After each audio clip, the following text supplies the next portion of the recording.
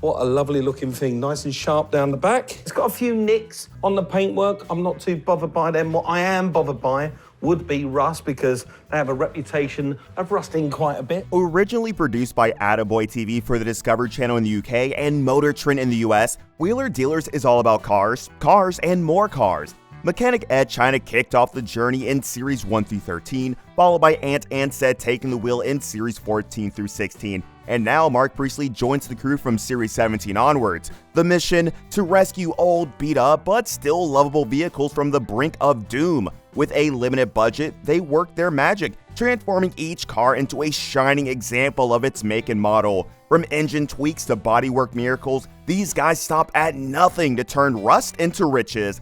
However, at the helm of the crew, we have car enthusiast and former dealer Mike Brewer. What do we really know about this guy? Is he still on the show, or has he moved on? Join us as we roll back the curtains on the life of Mike Brewer after Wheeler Dealers. Absolutely thoroughly enjoyed that getting down the road, yeah. But it has got its problems, so it is going to need some money spent on it. Born in Lambeth, London in 1964, Mike's journey to automotive greatness began early. He was raised by parents who were deeply ingrained in the automobile world. His father, Rogers Ford, popular dubbed Mr. Popstar, ignited his passion for motoring from the get-go. He loved cars and always followed his father around in the garage, learning how things worked. By the tender age of 17, he was ready to hit the road in his own set of wheels, a trusty Mini with an 850cc engine purring beneath the hood. From that moment on, there was no looking back. However, things didn't work out fine, and Mike quickly found out he needed a job to keep things running. He tried a printing business that didn't work out too well. Following a redundancy from his print business job, he found himself managing a snooker hall, where he caught the attention of a local car dealer. Impressed by Mike's knack for communication, the dealer whisked him off to his car site, and in the blink of an eye, Mike had sold a whopping 14 cars within a week. Basking in the glow of success and a pocket full of cash, Mike thought he had found his calling, except he wasn't going to settle for less. A phone call from Channel 4 ended with a voice on the other end asking him if he wanted to be a part of something different, a brand new car show unlike anything seen before. TV was the last thing on Mike's mind. He had no desire to be in the limelight or write about cars. All he cared about was buying and selling those four-wheeled wonders. The thought of his work being scrutinized on screen was enough to make him shudder. He later admitted that he didn't want to show people how he did it. For 6 months, he resisted the pull of television, determined to keep his methods under wraps. He just wanted to be a normal car salesman. After all, he was making money. After relentless persuasion, Mike felt obliged to try. He was given a simple opportunity, a screen test for a traditional presenter position. Despite facing stiff competition from industry heavyweights like Quentin Wilson, Mike landed the gig, and that was the beginning of greatness. Deals on Wheels burst onto screens in 1998, immediately scoring high ratings and opening a world of possibilities for Mike. Suddenly, a career path he hadn't even considered offered multiple avenues for exploration. As Mike was settling into his newfound fame, another opportunity came knocking.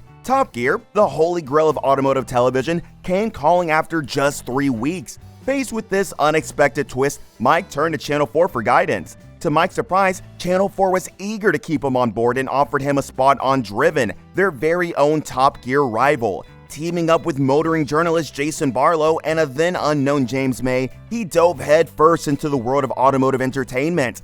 But while Driven soared to success, it spelled the end for James May, who found himself out of a job after just 1 year. But amidst his professional triumphs, Brewer found love and family, tying the knot with his longtime partner, Michelle Brewer, in 2002. Their union is blessed with a talented daughter who, at 24, has pursued studies in fashion, communication, and promotion. In the same year, Driven was no more, and the BBC was gearing up for a complete overhaul of Top Gear. With his contract expired, Mike found himself at a crossroads, but among several offers, Discovery Channel's proposal caught his eye. Despite the channel's programming focusing on things like people hiking up Everest, Discovery was eager to rev up its content with a car show. And with promises of creative control, Mike couldn't resist the chance to embark on yet another thrilling adventure in the world of television. The concept for Wheeler Dealers didn't start with grand ambitions. It was born from a simple 5-minute segment on Deals on Wheels, teaching viewers the art of buying, restoring, and selling cars for a profit. Originally named Grand Autos, the show underwent a name change to Wheeler Dealers, inspired by Mike's company, Wheeler Dealer Limited, which caught the eye of Discovery Channel. With Mike at the helm of buying and selling, the search was on for a mechanic to bring the cars back to life. Enter Edd China, forming a dynamic duo that would soon take the automotive world by storm. But in the early days, episodes were a bit rough around the edges, rushed to fit everything into a single day of filming. However, as time passed, Mike and Edd gained more control over the show's direction, eventually becoming associate producers. This newfound power allowed them to avoid the manufacturer drama and scripted conflicts plaguing other motoring shows. Despite the pressure to spice things up, Wheeler Dealers remained true to its roots, focusing on genuine car restoration and avoiding the pitfalls of sensationalism. And with Mike and Edd at the helm, the show continued to captivate audiences with its authenticity and passion for all things automotive. After many years of showbiz, one might be tempted to think Mike only focuses on one business. That's quite the opposite. In a chat with the Car Dealer podcast, Brewer reveals the ingenious transformation of his storage unit into a thriving used car dealership. Teaming up with a trusted friend and his ever-ambitious wife, Michelle, the trio birthed One Automotive in Warwick. This venture mirrored Brewer's existing partnership with Mike Brewer Motors, a Sheffield-based dealership specializing in used cars. Reflecting on the genesis of One Automotive, Brewer reminisces about the lavish man cave he had crafted within the Warwick space, but amidst the opulence, a realization struck. Why invest in a space that wasn't generating income? With the businessman's pragmatism, Brewer saw an opportunity to pivot post-COVID, catering to tradespeople seeking unique vehicles. The team sprang into action, jazzing up vans with eye-catching body kits and exhaust trims, setting them apart in the crowded online market. The response was electric, with customers flocking from all corners of the country to snag Brewer's distinct offerings. Mike Brewer's journey with Discovery Channel has been nothing short of extraordinary, gracing screens with hit shows like Deals on Wheels, Rex to Riches, and Frontline Battle Machines. But his prowess extends beyond television, with his successful car dealership, Mike Brewer Motors, thriving since its inception. Thanks to their growth and success, the dealership recently expanded its operations to a larger location in Dunstable, marking yet another milestone in Brewer's illustrious career. In 2020, Brewer's estimated net worth stood at an impressive $1.5 million. Mike has been the face of Wheeler Dealers since its inception on October 7, 2003, alongside his trusty mechanic sidekick, Edd China, who turned wrenches on the show from season 1 to 13 before bidding farewell in 2017. Stepping into Edd's shoes was Ant Anstead, who rode the mechanic's creeper from season 14 to 16 until his departure in November 2020.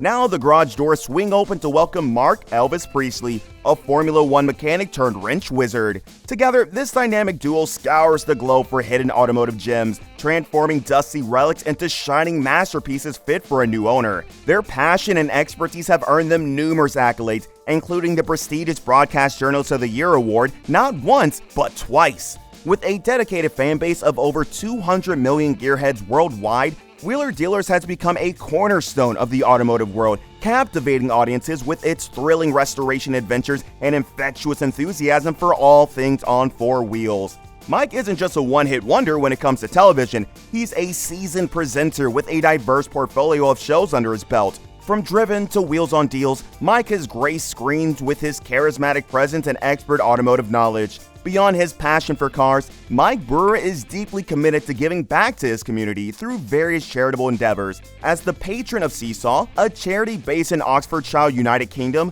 Mike provides invaluable support to children and their families as they navigate the difficult journey of grief, helping them find solace and healing in their time of need. But that's not all. Mike also serves as an ambassador for GARTS, offering innovative solutions to automotive manufacturers, and as a patron for the Sporting Bears Motor Club, where his love for cars intersects with his philanthropic spirits.